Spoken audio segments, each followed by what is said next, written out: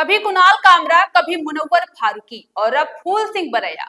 आए दिन कोई न कोई हिंदू देवी देवताओं और धर्म ग्रंथों पर ऊटपटांग बयान देता रहता है। पर इन्हें ये लाइसेंस दिया किसने? क्या ये लोग सच में इतने ज्ञानी हैं? क्या इनको सच में पता है कि सनातन धर्म क्या कहता है? मध्य प्रदेश के कांग्रेस विधायक फूल सिंह बरैया ने हाल ही में बलात्कार जैसी जघन्य घटना को महिलाओं की सुंदरता, जाति और कुछ कथित धार्मिक ग्रंथों से जोड़कर बता रहे हैं। उनका कहना है कि ग्रंथों में ऐसा लिखा है, पर इसमें कितनी सच्चाई है, इस पर बात करने के लिए हमारे साथ मौजूद हैं सनातन धर्म के जानकार, हिंदू धर्म पर ज्ञान रखने वाले देवरी सागर मध्य प्रदेश से पंडित ऋषिराज जी। जी पंडित जी, आपका बहुत बहुत स्वागत है हमारे चैनल भारत की बात में। बहुत बहुत आभार काजल जी आपका, और आपके चैनल के माध्यम से जितने भी लोग इस इंटरव्यू को देख रहे हैं सबको बहुत बहुत आभार। सभी को जय मां भगवती जी। हमारा सबसे पहले आपसे प्रश्न है कि जो कांग्रेस विधायक ने बीते दिनों बयान दिया है कि धर्म ग्रंथों में लिखा है कि दलित वर्ग की महिलाओं के साथ सहवास करने पर तीर्थ का पुण्य मिलता है, इस पर जी आपकी जी क्या राय है? जी, ये उनका जो बयान है ये पूरी तरह से बेबुनियाद है, बेफिजूल का ये बयान है। क्योंकि समय समय पर लोग जी ऐसे जी बयानबाजी करते रहते हैं ट्रेंडिंग में जी आने के लिए, चाहे लोगों का अट्रैक्शन पाने के लिए। लेकिन जी बात ये नहीं है कि वो बयानबाजी करते हैं, बात ये है कि वो सनातन धर्म को ही टारगेट करते हैं। तो ये जी जी हिंदुओं को सोचना चाहिए, सभी हिंदुओं को सचेत होना चाहिए।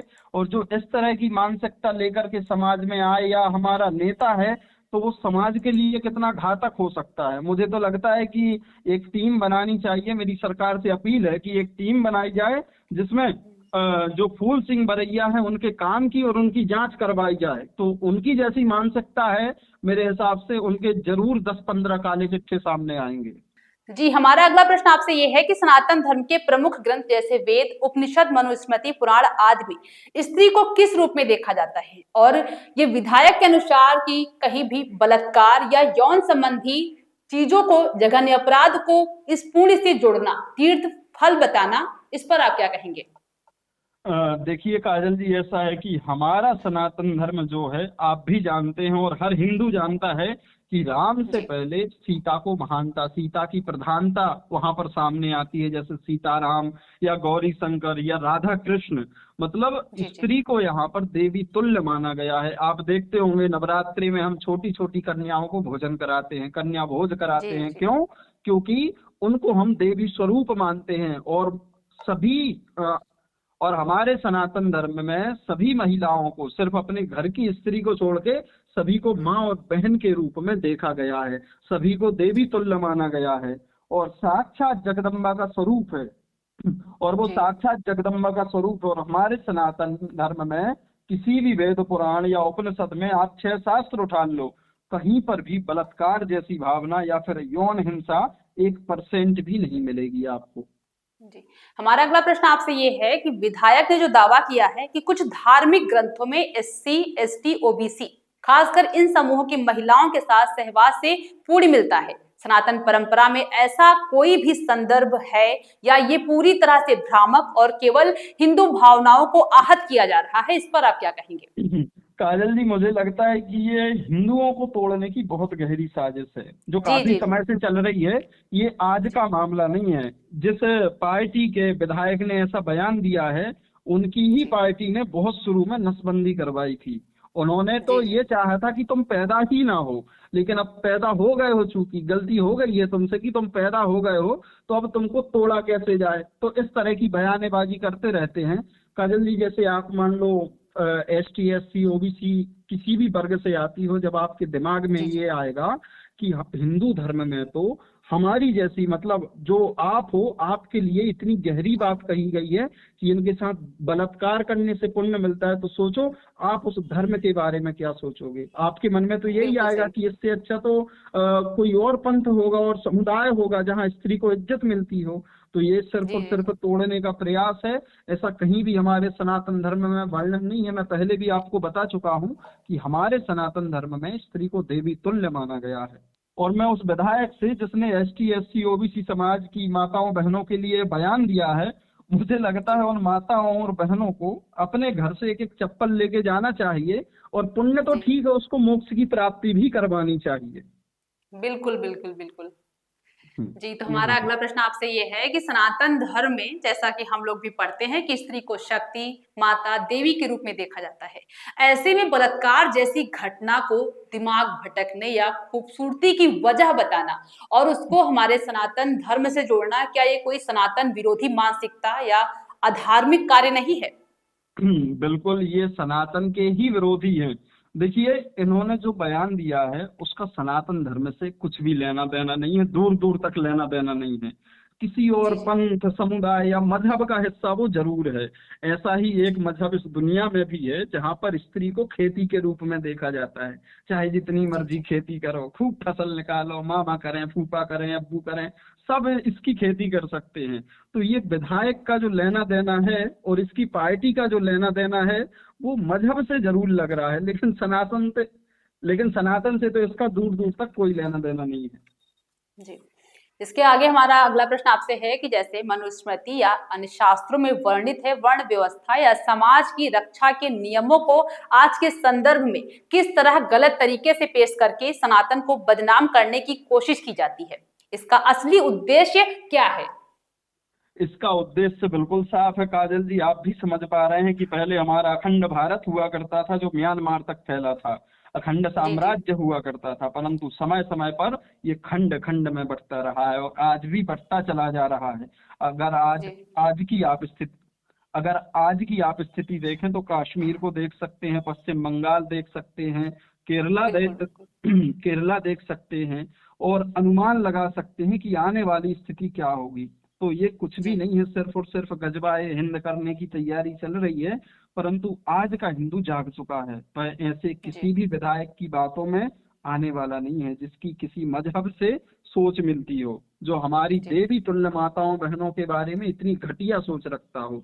तो आज का हिंदू जाग गया है, लेकिन और भी जो आदिवासी वर्ग है, जो हमारा पिछड़ा वर्ग है, जो आज भी गांव खेड़ों में जंगलों में रह रहा है, उनको सचेत होने की जरूरत है। जी। जी, हमारा अगला प्रश्न आपसे ये है कि सनातन धर्म में बलात्कार जैसे अपराध के लिए क्या दंड और क्या प्रायश्चित बताए गए हैं और क्या यह समाज में सबसे बड़ा पाप माना जाता है?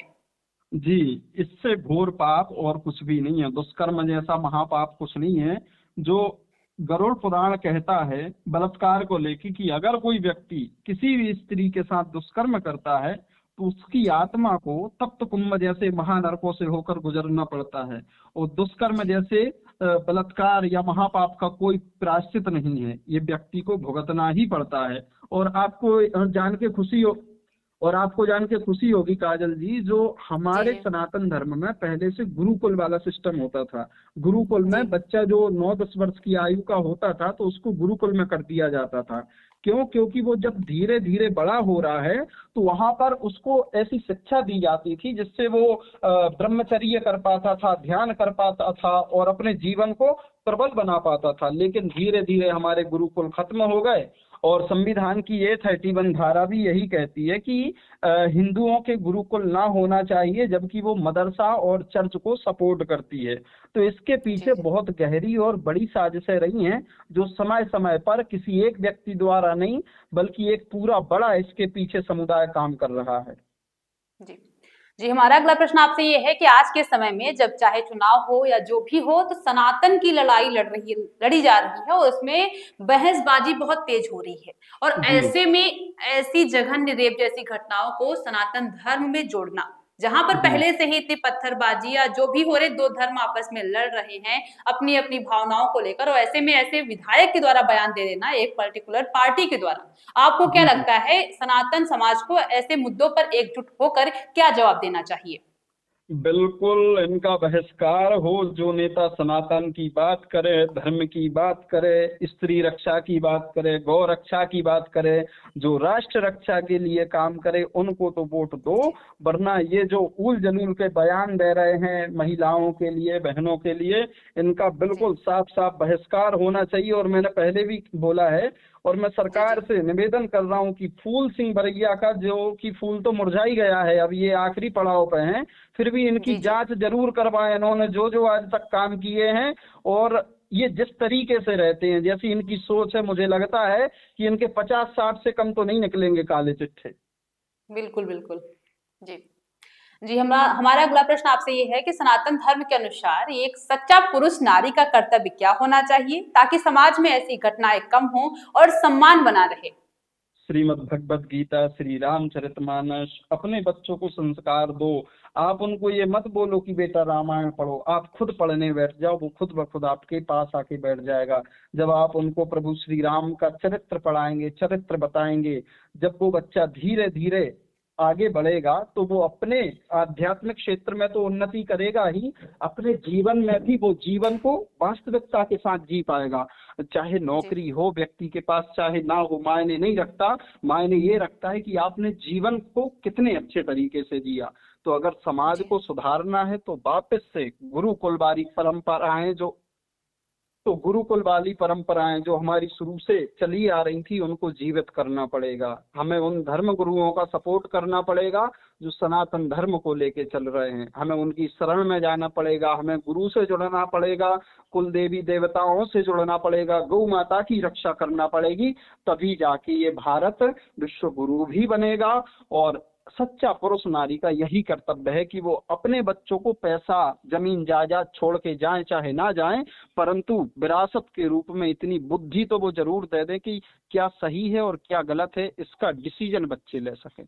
जी, हमारा अगला प्रश्न आपसे ये है कि अभी कुछ दिन पहले एक वीडियो वायरल हुआ नीतीश कुमार का, जब वो नियुक्ति पत्र वितरण के समय में एक महिला का बुर्का हटाते हैं। जी तो जी कितना जी जी। विवाद होता है पूरे मतलब राज्यों से, मतलब यहाँ से निकलकर हालांकि पाकिस्तान तक भी, वहां से भी बयान आ गया कि अगर बुर्के पे हाथ डाला गया तो हम सहेंगे नहीं। और जी जब जी जी। ये मतलब फूल सिंह बयान देते हैं, ये समस्त महिलाओं के लिए, जितनी भी महिलाएं हैं उन सबके ऊपर ये बयान जाता है कि अगर वो खूबसूरत दिखेंगी तो उनका रेप होगा, और ओबीसी एसटी में लड़कियां खूबसूरत नहीं होती हैं। ऐसे बयान को मतलब तब इस पर कोई क्यों नहीं बोल रहा है, ना तो कोई नेता सामने निकल कर आ रहा है, इस पर आप क्या कहेंगे? जी, इसके लिए एक मेरे पास बहुत सुंदर सा जवाब है आपके लिए कि जी जी इनके मुंह में दही जम गया है। काजल जी, सुन रहे हैं आप? जी जी जितने जी ये जी, सुन लोग रहे हैं हैं। ना जो नहीं बोल रहे हैं अब इस बयान पे, और वो क्यों नहीं बोल रहे हैं ये आप भी जानते हो, ये जनता भी जानती है, सभी सनातनी हिंदू भाई बहन जानते हैं कि इनका जी काम है सनातन के विरोध में बोलना। सनातन के पक्ष में कोई नहीं बोलेगा। जब इन्होंने ये बयान दिया है तो सब चुप्पी साधे बैठे हैं। कोई मौलवी, जी कोई मौलाना, कोई फकीर आपको कहीं तक दूर दूर तक नहीं मिलेगा कि अब आके जी जी वो यहाँ पर सवाल उठाए। लेकिन अगर बात बुरखे की आ जाती है तो ये नंगा नाच करने चले आते हैं मीडिया पे। इन्हीं की ये दोगली सोच जो है ये बताती है कि ये कितने सनातन का हित का सोचते हैं, कितना ये भाईचारा बनाना चाहते हैं। अब कोई नहीं बोलेगा बहन, मैं बोलूंगा। हमारे जैसे धर्मगुरु जो धर्म के लिए 24 घंटे लगे हुए हैं वो बोलेंगे, बाकी ये कोई नहीं आएंगे बोलने। और इनसे आप उम्मीद भी मत रखना। जी। और अभी आप कुछ इनसे दिन पहले। उम्मीद जी और जी आप जी इनसे उम्मीद भी मत रखना। ये सिर्फ सनातन को ही टारगेट करते हैं। जो सनातन के हित में है वो ये कैसे कर लेंगे? अगर कर लेंगे तो इनके लिए हराम हो जाएगा। जी, हमारा अगला प्रश्न आपसे ये है कि अभी कुछ दिन पहले एक वीडियो वायरल हो रहा था, हालांकि वो जी वीडियो 2021 का है, कर्नाटक जी जी असेंबली का, जब जी कांग्रेस विधायक मतलब एमएलए जो है रमेश, जी उनका नाम जी शायद रमेश ही है, वो बोल रहे थे कि अगर कोई महिला रेप से खुद को ना रोक सके तो जी उसे जी। मतलब लेट जाना चाहिए और उसका आनंद लेना चाहिए। आपको क्या अच्छा लगता अच्छा। है ये कैसी मानसिकता है? काजल जी, मैं क्या बोलूं। अब ये आपको सवाल उन रमेश से जाके पूछना चाहिए कि जी ये जी चीज अगर उन्हीं की माँ या बहन के साथ होगी तो फिर वो उनको क्या सलाह देंगे? यही बोलेंगे कि मम्मी आप एंजॉय कर लो। ये जी इनकी सोच बताती है कि ये कितने घटिया लोग हैं, कितने अश्लील लोग हैं, और ये इस देश के लिए कितने खतरनाक साबित हो सकते हैं। अगर ये बहुत अच्छे पद पे पहुंच जाए नेता, अगर ये बहुत अच्छे ऊंचे पद पर पहुंच जाएं ये नेताजी, तो ये मतलब ऐसा करेंगे कि सबको लाइन में लगवा के और स्पेशल 1 दिन 2 दिन ये समय निकाल के सभी लोगों को बोलेंगे कि आज रेप का दिन है। इन लोगों की वो मानसिकता है। तो ऐसे लोगों का, ऐसे नेताओं का बहिष्कार करो। ऐसे लोगों के, ऐसे जो नेता हैं और ऐसे नेताओं के पिछवाड़े पर लात मारना चाहिए जनता को साफ साफ। अगर हिंदू राष्ट्र और भारत को विश्व गुरु बनाना है तो वरना तो जी आप जी। देख ही रहे हो जगह जगह पर बलात्कार हो रहे हैं। और सरकार को भी इसके खिलाफ जल्द से जल्द एक्शन लेना चाहिए, कोई कड़ा कानून बनाना चाहिए। जैसे कि जी जो भी कोई व्यक्ति बलात्कार करता है तो उसको किसी भी तरह की कोई भी माफी, कोई भी राजीनामा दूर दूर तक कुछ नहीं होना चाहिए। चाहे वो किसी नेता का बेटा हो, चाहे कोई वो गरीब का लड़का हो, चाहे वो हिंदू हो, मुस्लिम हो, सिख, ईसाई, चाहे कोई भी हो, अगर वो जी। रेप किया है, उसका वो दोष साबित हो, अगर वो दोषी साबित हो चुका है तो उसको बीच चौराहे पे साले को तोप से उड़ा देना चाहिए। और इसका लाइव टेलीकास्ट न्यूज पे भी चलाना चाहिए, ताकि लोगों में डर का माहौल बने और वो किसी भी प्रकार के रेप या ऐसी अश्लील हरकत करने से पहले 100 बार सोचें। बलात्कार जैसे जघन्य अपराध को किसी भी धर्म ग्रंथ से जोड़ना न केवल तथ्यहीन है बल्कि ये पूरे सनातन दर्शन का घोर अपमान भी है। आज आवश्यकता इस बात की है कि हम भावनाओं में बहकर नहीं बल्कि शास्त्रों, परंपराओं और विवेक के आधार पर सच को समझें और समाज में सम्मान, मर्यादा और करुणा का वातावरण बनाए। सनातन की असली पहचान करुणा, न्याय और मातृशक्ति का सम्मान है, न कि हिंसा या दुराचार का समर्थन। उम्मीद है कि इस चर्चा ने भ्रम के बजाय स्पष्टता दी होगी और सनातन के मूल्यों को समझने में मदद की होगी। इसी विश्वास के साथ हम यहीं पर विराम लेते हैं। हमारे साथ जुड़े रहने के लिए आपका धन्यवाद। देखते रहिए भारत की बात।